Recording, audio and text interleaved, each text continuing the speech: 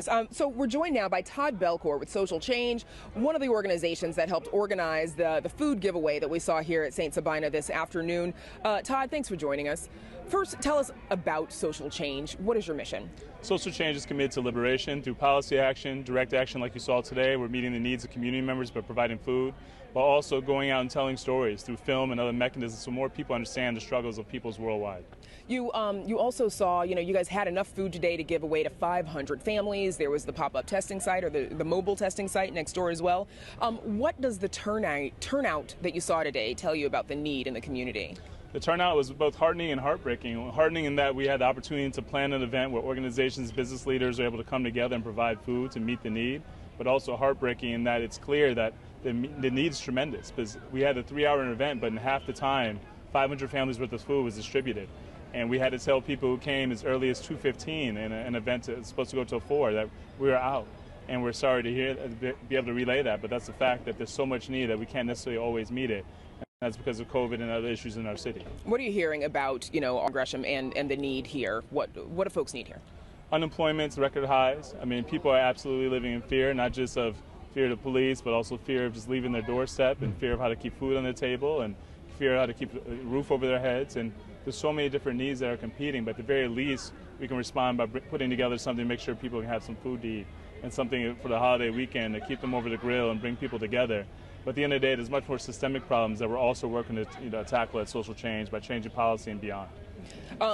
The mayor and her police superintendent, they're deploying 1,200 cops over the course of the weekend. But at the same time, she acknowledges that the violence that we experience, is a result of systemic racism, poverty, and inequity. How would you rate her response to a lot that's going on right now, to this moment? I think to have 1,200 police officers come is a continuation of Chicago's tradition of investing in incarceration versus liberation.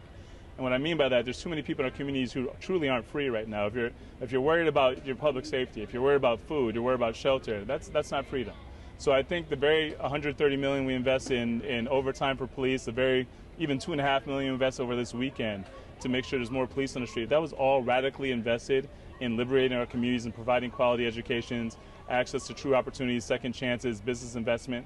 Then we wouldn't have to worry about the same response to violence that we do in the South and West Sides right now. If our violence prevention strategy in Chicago and the South and West Sides mirrored that of Lake Forest or Wrigleyville or Lincoln Park, and we wouldn't have these same problems. What I mean by that is there is no violence prevention strategies there. It's because there's a super saturation of opportunity. Everywhere you go, there's an opportunity to better yourself, to get a job, to be in a position to do something for yourself and your family. Given that, violence is an outlier there versus an expectation as it is here. And that's what we should work to cultivate by investing and having that be the reality on the South and West Sides of Chicago.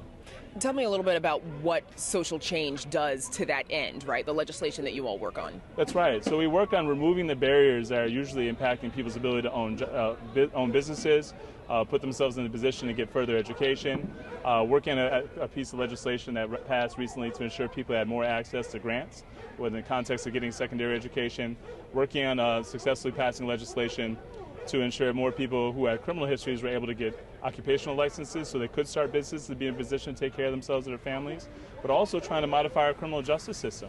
At the end of the day, if people are being over-policed, they're not having an opportunity to really have the margin for error that's necessary just to function.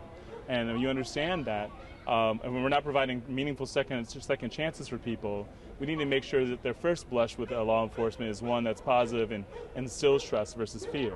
And right now that's not happening either, so we're advocating for the reinvestment of the money that's being put into things like overtime, into actually building significant community bridges between communities and the police, so there is a trusted mechanism so communities can have more say over how they're being policed and interacting with the police. And we've got about 20 seconds left. Tell me a little bit about how the work that you do with lobbying and legislation, how that works in tandem with the work that we just saw here tonight with marches and rallies like this one.